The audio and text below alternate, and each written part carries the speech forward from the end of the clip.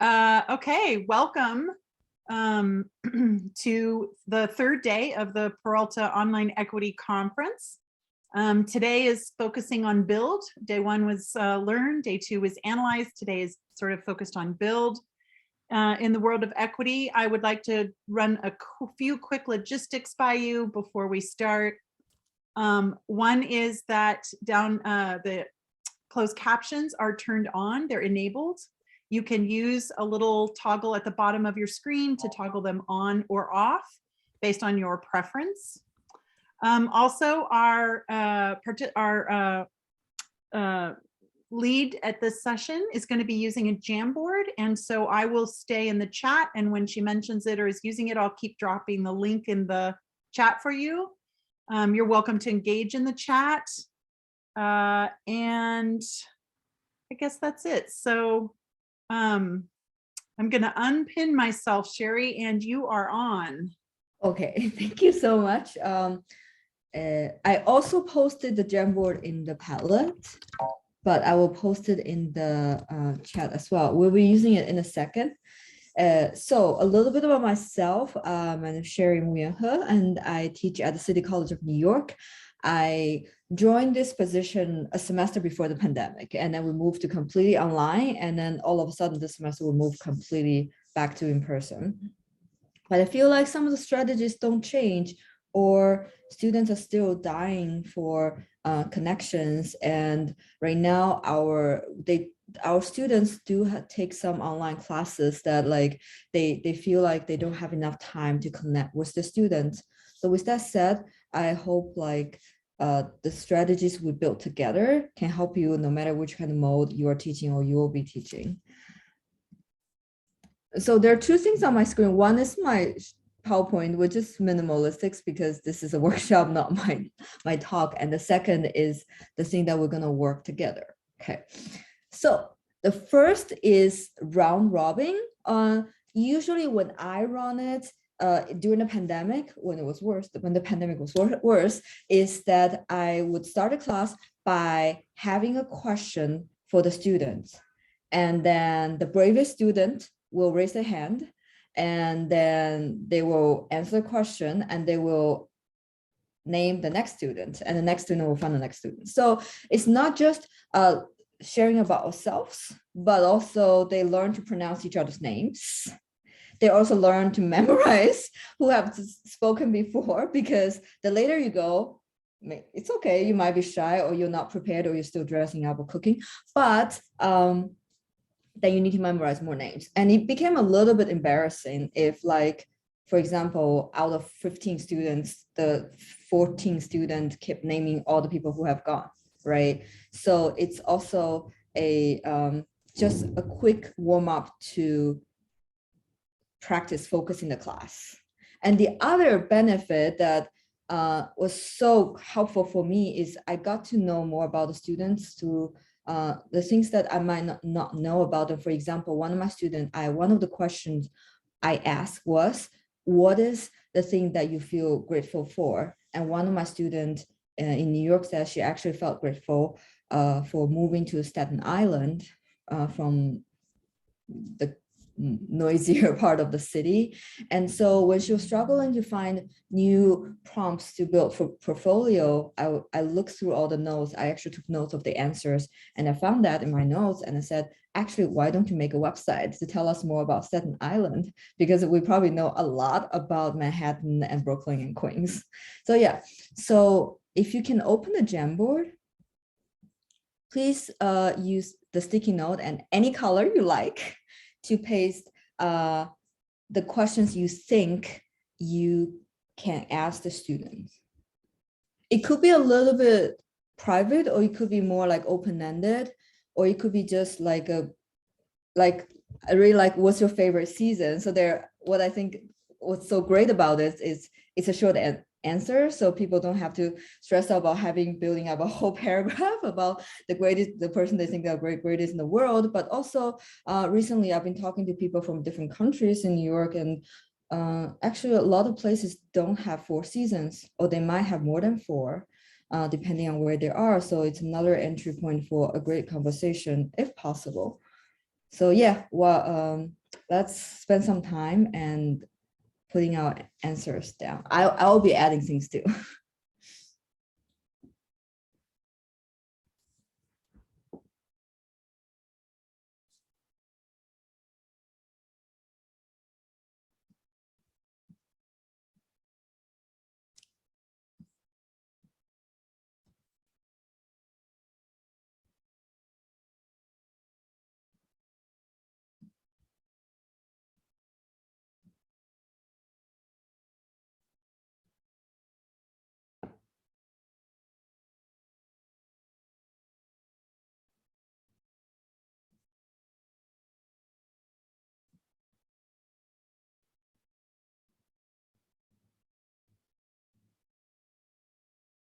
If you already put one down, you can also put more down if you feel like it. I will do my best to arrange into category. Of course, there are many overlaps. What brings you joy? It can be both your food, your path, or your home, right?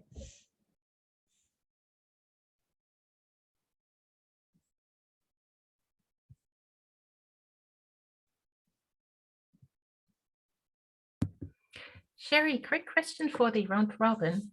Would you already go into a bit more class-related details, or really keep it more on the personal level at this stage? Can you repeat the question again?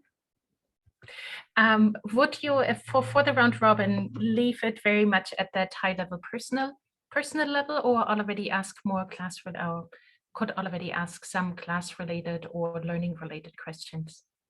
I like to make it more personal, not like not poking to their privacy, of course, but I like to be more personal just so that they know that we care. And sometimes it sparks more conversation for students to connect via the screen. Like once I asked what if you could be one animation or anime character, who would you be? And a lot of people said Shrek. They're like, oh, you're my Shrek buddy. And they really, so I actually took notes and put them in the same room for their group critique. So, because I think they're gonna talk about it too. Yeah.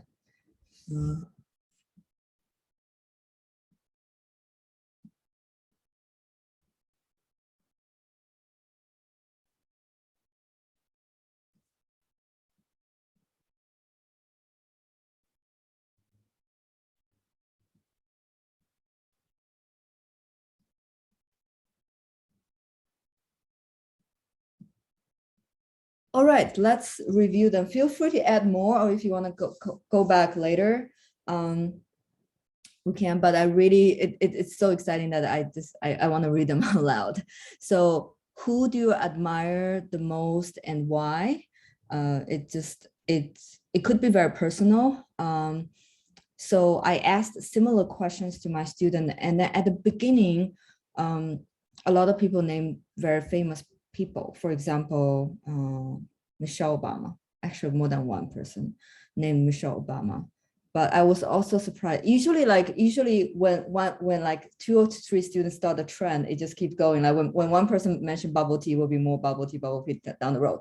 So, but like I was really like touched that the last student who came to the class said, I don't have any celebrity in mind. Actually, the person I admire the most is my mom, and my goal is to get a better paid job to bring her a better life. So it could really tell a lot about students. Okay, going down. What is your favorite food? I like it a lot, and like sometimes it can because I teach art and design, so it can be really related to their project, the content of their project. What is your favorite holiday? Yes. What is your favorite song or singer? What is your favorite season? What is your favorite spring flowers or plants? Where have you called home? I like this, and that's how at the beginning of class when I do a survey, this is how I ask them instead of asking the question, where are you from? Because sometimes the second question, it will be, where are you really from? So I really like the phrasing of this one. What is your 2-week goal for this class? I like it a lot, even though it's related to class. It can also help us strategize the pace for the rest 2 weeks. What are the two things on your bucket list? I like it's two, not one. Where would you like to travel to next? Yeah, that's a good question too. And maybe the students can like pair up and they go to the same place together. Sometimes there's overlap. Dogs or cats, and why? What is your favorite animal? What kind of animal would you have as a pet if you could have any animal in the world? I like the phrasing as well because I'm allergic to many of them. I can choose neither cats or dog. Why are you taking this class? It's a question that I sometimes use to start a class just to know more about if it's just a requirement for the degree or they're actually interested in this. What brings you joy? Yes, and now that like my school is kind of back in person, I might be able to actually bring the objects that bring them joy. Do you have house chores? What do you do to ease Zoom fatigue? Oh, I really like that one. It's like a group brainstorm to ease the fatigue. Which social media platform do you use? I like that. Make up a novel name for your favorite color. Wow. Yeah, I like it a lot. Where do you see yourself 5 years from now? That's I like it as well because sometimes when I got frustrated with my students' design project, some of my friends remind me that maybe they actually don't want a career in design in the end. They're just to build their interests and will find a similar industry, but not directly the industry. What was the first movie you remember seeing? Oh, the first movie. Where is the farthest place you've traveled? Do you have any pets? I'm gonna bring here.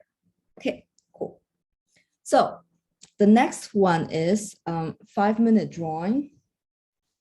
It's not about drawing, but just to get loose and help them. Especially I personally teach a lot of computer-based class, a lot of Photoshop, InDesign, Illustrator, After Effects, that like it really helped them to not let their imagination get limited by the software. And the other reason I actually swapped round robin with the 5-minute drawing was that you probably know the war between Ukraine and Russia, that after that started, when I asked a question like, tell us your favorite person, some students from the related country couldn't stop crying, or like just thinking about the people that they might not be able to connect. So instead of adding to the trauma, that I was like, let's do something that's more predicting the future. Let's talk about how good our lives can be. So I might ask them, draw yourself coming to class after 10 hours of sleep, or maybe 8 hours sleep. How would you behave? Or draw yourself spending the perfect Sunday without doing homework. So let's go to the Jamboard. The next one. What kind of prompt can you give during the spring semester, and what prompt can you give during the fall semester? Or either, or maybe a lot of them just apply to both spring and fall, but like it doesn't have to be a drawing prompt. It could also be like a quick physical exercise, or sometimes I even bring like very quick board games like or card games like Uno, just so that they got the sense of community, so that they can bond with each other more and be more willing to know each other's work and talk about each other's growth and obstacles in the class. So the prompt, any prompt that you can. Oh, I like that a lot. In the spring, who are the women in your home?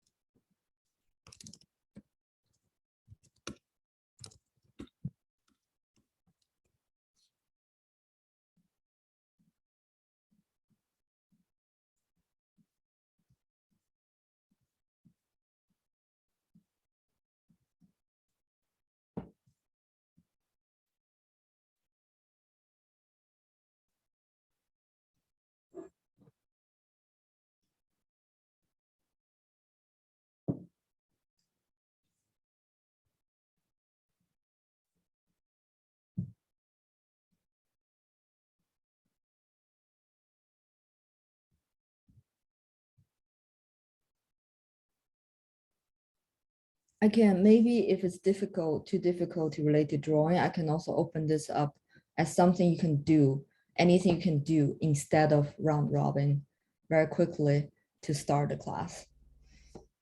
So anything you feel like it's appropriate to start a class, you can put it in.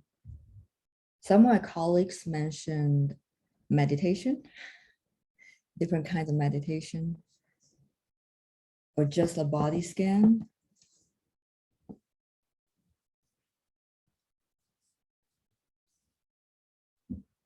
Okay, anyway, we have quite a few to cover, but I'm gonna read this out loud. In the spring, who are the women in your home? And your favorite outdoor activity in action. Draw something that reminds you of spring or fall. That's my, so I know this type. Draw yourself dancing out your stress. Doodle food that you want to eat the most this season. I like that because food is usually easier to draw than a person or an animal in action. So I like how accessible that prompt is. Does your family plant a garden? If so, what do you grow and what is your favorite? Nice. Draw your teacher as an alien, a monster, or superhero. It's both exciting, but I hope I don't appear as monsters in most of them.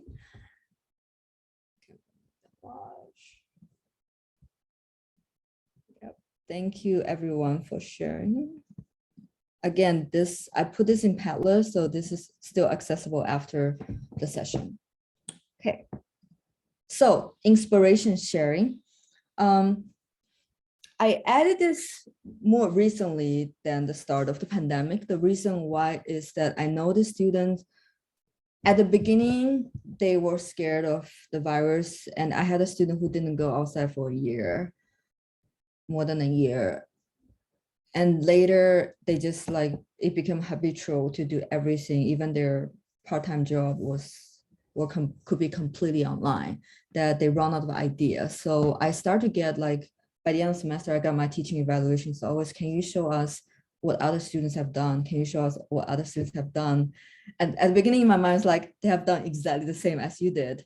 Then I realized instead of showing them other students' work, which I also did, I was also thinking, why don't you look around in the city, even if you're too busy just with commute, maybe take a picture of the advertisement in the subway train that can inspire other project or just gives you some fresh idea. Or I also open up to say, you don't have to share something you love. You also can share something you absolutely hate. You absolutely don't want to see, and you were the designer, you want to change it. So it could be that, or it could be a mixed feeling. Like I really like the color of the advertisement, but the slogan of this really doesn't make sense. So I started to ask them every month to take a picture of something they found in the city to share with their classmates. Either they love it, they hate it, or they both love and hate it, that they can share with the classmates. So, okay, there are more things in that. I'm gonna read out the new ones first for the second prompt. If you were a superhero, what would your superhero's name be? Describe your superpower. What comes to mind when you think of economics, economists? All right, next slide. What type of inspiration, what are the types of inspiration in the area where your college is located? So I have the privilege to live in New York, so there's just a lot of visual noises in New York that I can pick up, but maybe if your school has more natural scenes or has like a unique type of community, that could also be good to feed back to our classroom. So any type of inspiration that's kind of related to the class you're teaching or the students you're helping, feel free to drop it on this slide.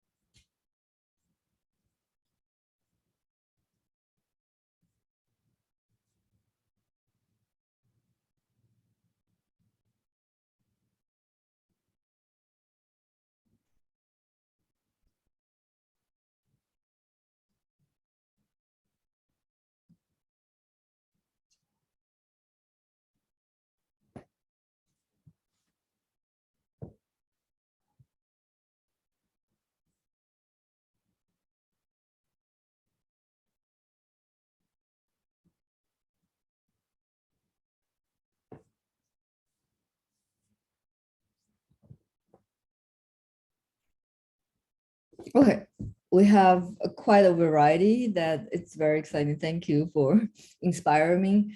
The first one is endless squirrels.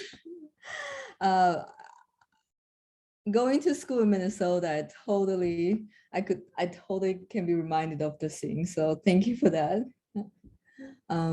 Yeah, just some content we can relate to squirrels. And then museums and galleries, subway ads, botanical gardens, giant urban street murals in San Francisco, Golden Gate Park in San Francisco, bamboo garden, hiking trails, Rocky Mountain National Park, Ocean Mountain City open fields, gardens, parks, the Pacific Ocean, beaches and hiking trails. So I'm going to put together hiking trails. I'm always a fan of going to an arbor. Can someone help me pronounce the word? I'm so bad at pronouncing English words. Arboretum. Oh, thank you. Arboretum. Share a picture from the rose garden. Wild, winged sculptures. I need help pronouncing this word as well. Which one? Yeah, the yellow one on the top. Oh, Myrtle Beach. Hi, yes. I think that's Myrtle Beach. Myrtle Beach, thank you. Myrtle Beach, 3 hours away. I'll put it together with the natural thing. And then indigenous culture, which is over a lot of most places in America. So thank you for bringing that up. All right.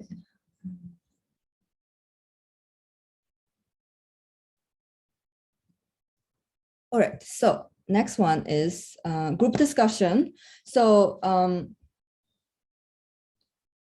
I actually saw a meme about students hating being assigned into breakout rooms. So I just want to be honest that it might not be 100% efficient, but I feel like once I send them to either online, when it's online breakout rooms on Zoom, or in person small group discussion, more people speak up, and there's a high chance that everyone, including shyest person, speaks at one point, if not too much.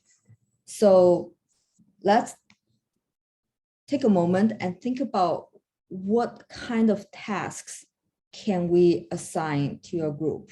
So I'm teaching art. The first one comes to my mind is critique. And there are some other exercises we can also, or project. It doesn't have to be a project, it could be just something you want to do online. So any kind of task you can assign people to a group so that they can get to know each other a little bit more, instead of just always letting them talk in front of the whole class. Oh, just, I want to share that somebody added Sequoia National Park. Next one. What kind of task can you assign to a group? It could even be like a take-home quiz, but you ask them to do it together and submit together, or maybe you want them to work together, but still submit separately on their own under their names. That could also be counted as a group task. Or debate is a good one. I like that.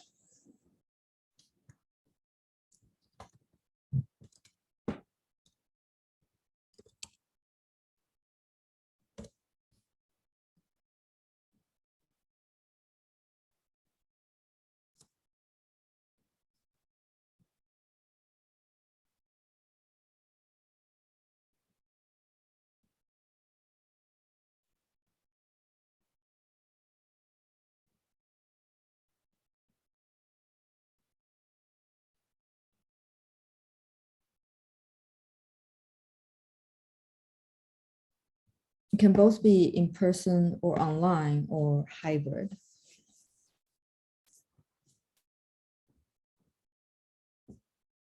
It could be something they finish within a day. It could be something that lasts a whole semester or last a month.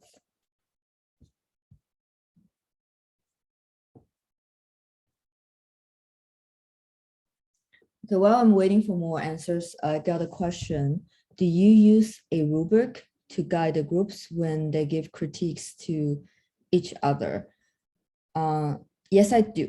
I would name the terms in design like typefaces, color, composition.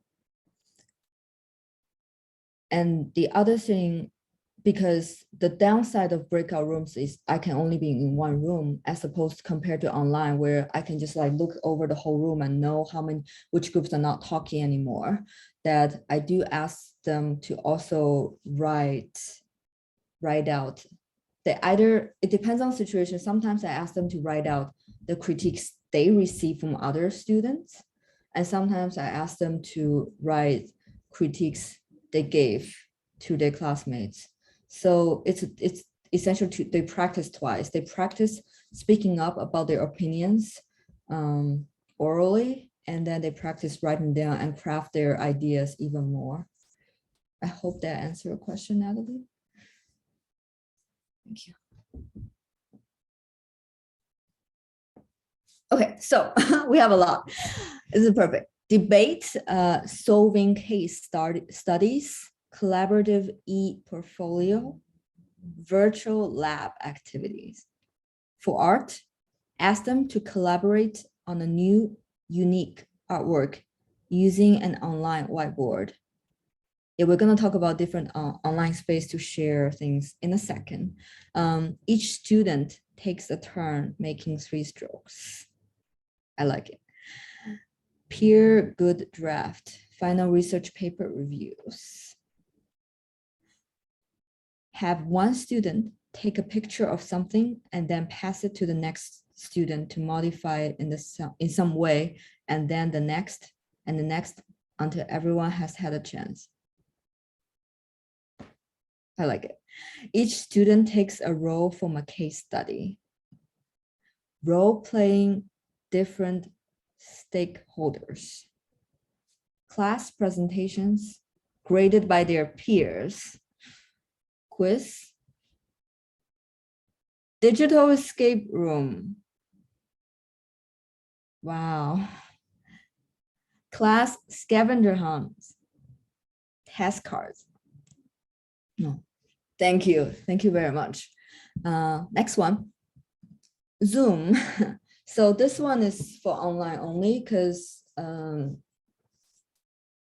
we probably have learned that like online learning could create a lot of Zoom fatigue, but also makes education accessible for certain student body. Even though most of my students move back to the city or stayed in the city the whole time, they might just have our campus is in Harlem, which is pretty far from most where they live. And then they probably have a part-time job located in a totally different area that sometimes they couldn't even make it to both school and work. And so I have a feeling that Zoom will stay as an option in the near future. So that's why I kept this. So my question is, how can you utilize the reaction buttons, poll and chat box on Zoom, or any other features you can find on Zoom or Blackboard Collaborate or Google Meet? So Zoom is only just like a word for all the online platforms. For example, the reaction buttons. The reaction buttons, just like a heart or agree or disagree, can help us understand how they feel about it.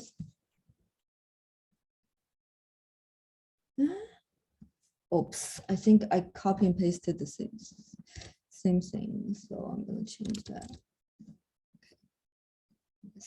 How can you utilize the reaction buttons, poll and chat box on Zoom? So for example, you can ask their opinions about if they like you teach in that way, or if you want to proceed. And then poll, I always use poll to ask them, do you need a break? Also, I have no break, 5-minute break, 10 minutes break, and 15 minutes break, so that they can vote, and it's totally anonymous, so that when I share the result, they also know how tired or energetic their classmates feel. And the other thing is just for me to know how many people are actually still by the Zoom instead of just leaving their computers there. So that serves a lot of different functions. Chat box, it actually encouraged so many introverted students to speak up about their questions, their opinions, or even sharing resources with their peers that maybe the instructors don't even know. And sometimes I also use the poll to do a quick quiz on specific terms, just to see how many people got the idea, or should I move on, or should I stay there to explain it one more time using a different method.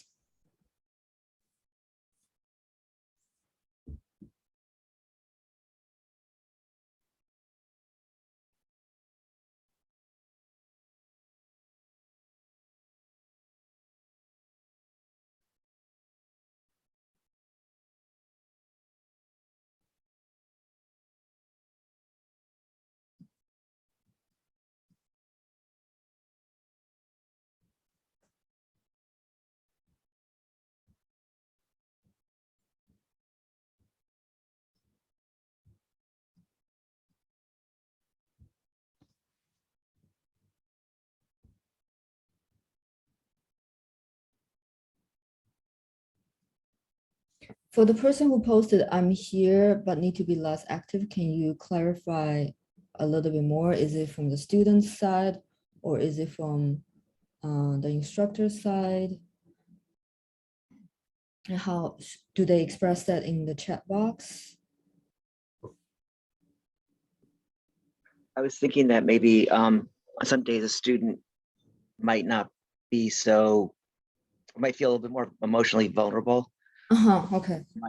Especially if it's remote, they might not be in a place where they can really interact as much. They might have to be at a library, or they might be home. Family members might be around, and they just maybe a lot of different reasons why they can't, say, verbalize things or interact as much. Maybe they're on a phone versus a laptop or a computer or something like that. Oh, that's good. It's similar to like my internet connection is not stable, kind of like, and it's different, but yeah. All right, so we have a lot of great ones. Questions or clarification needed? Yes, and they tend to ask more questions on Zoom rather than in person, that they need to speak up in front of everyone immediately, especially at the end of class when everyone wanted to just leave the classroom, but one person rose their hand and they asked a long question. Can you go through that again in a different way? Yes. Hold to check understanding. Go faster or slower. This also requires us to be able to see the students on the same, like, because I don't have a double screen, so sometimes I don't see the faster or slow button, but if they put in the chat, definitely we should address that. Using emoji in the chat to break the ice. Yes. Because sometimes you tell a joke, but like we don't hear their laughter. But when you see those icons, okay, that actually works. Poll for understanding, but in breakout rooms to teach one another. We poll to look at learning. Oh, I like how specific it is. Thank you. I want to let everyone know that someone had a great idea. Emotional check-in before and after session. Select an emoji to show us how you feel. I like that a lot.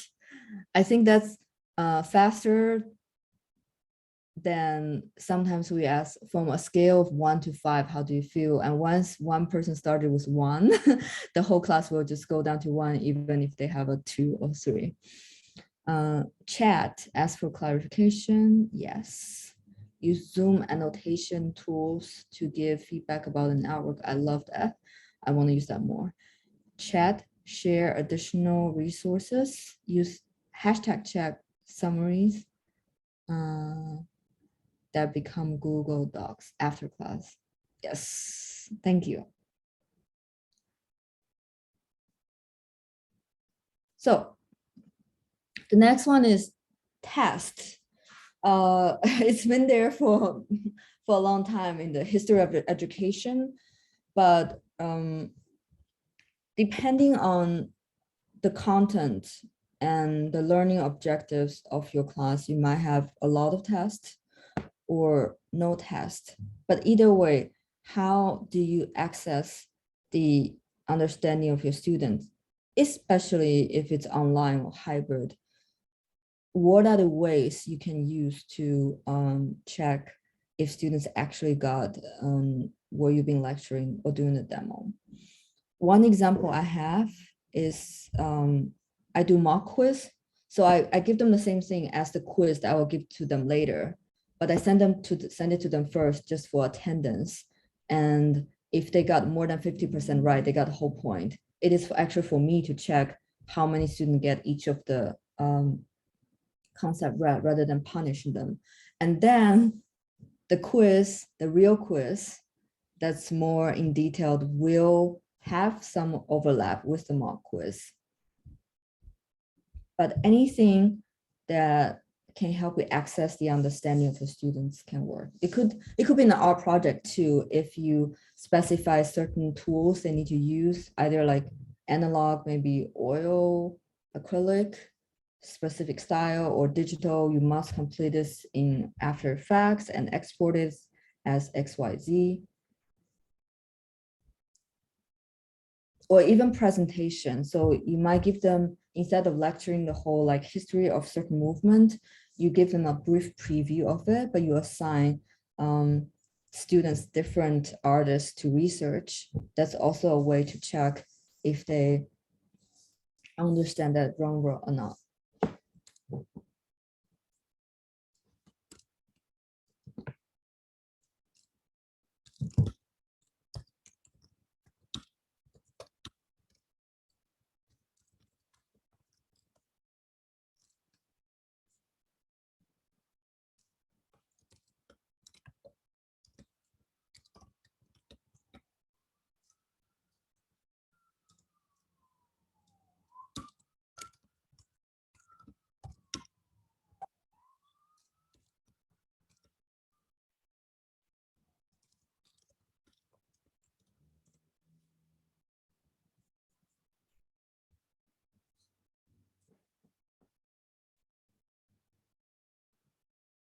Okay,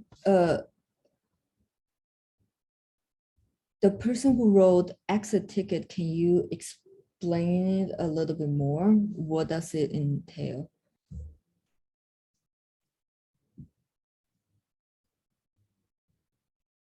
Or you can just write it a little bit more in the sticker, in the post-it note that you posted.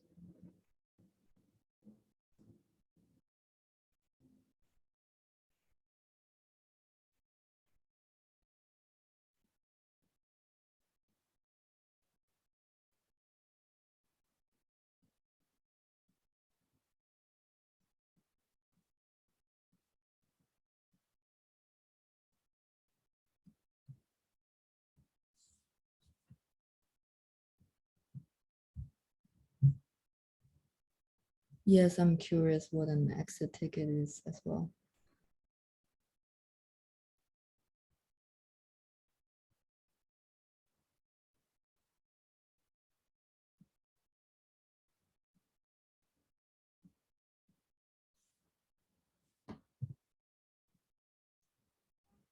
It's a question that's given at the end of class to check for understanding. Oh, thank you for the clarification.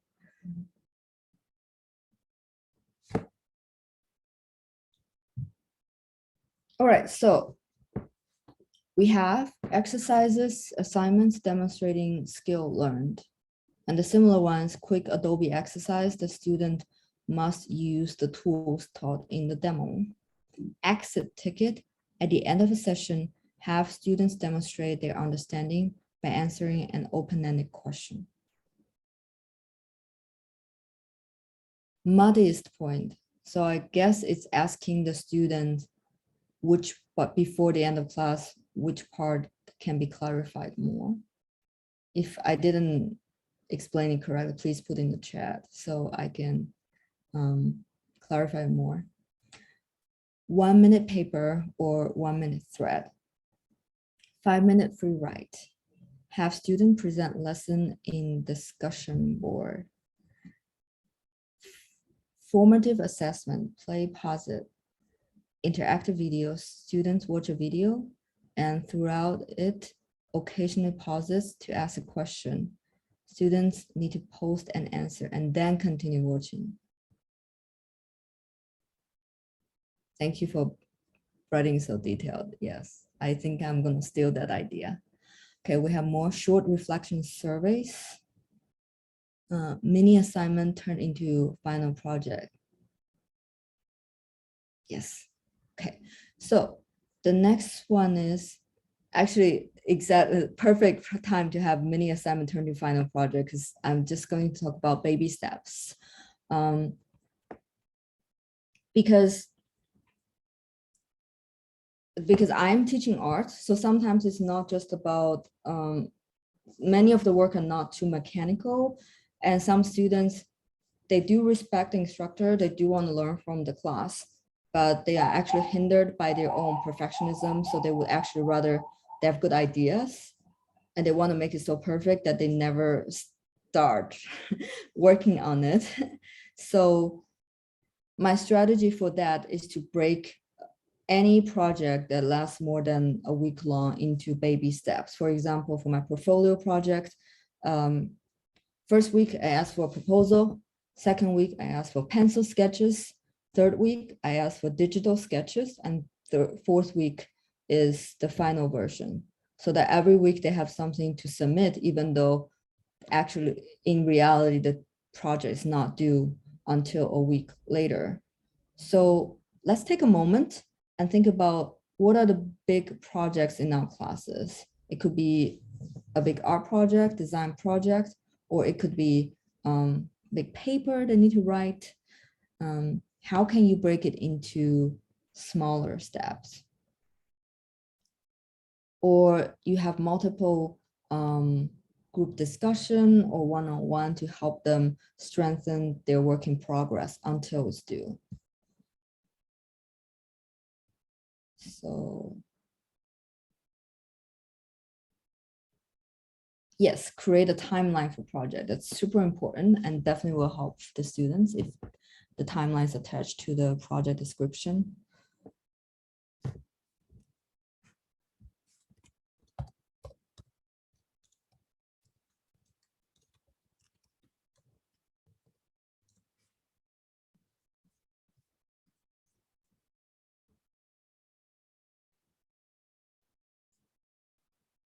Oh, thank you for the reminder. I didn't even know that time is almost up. So I have more, but all the prompts are in the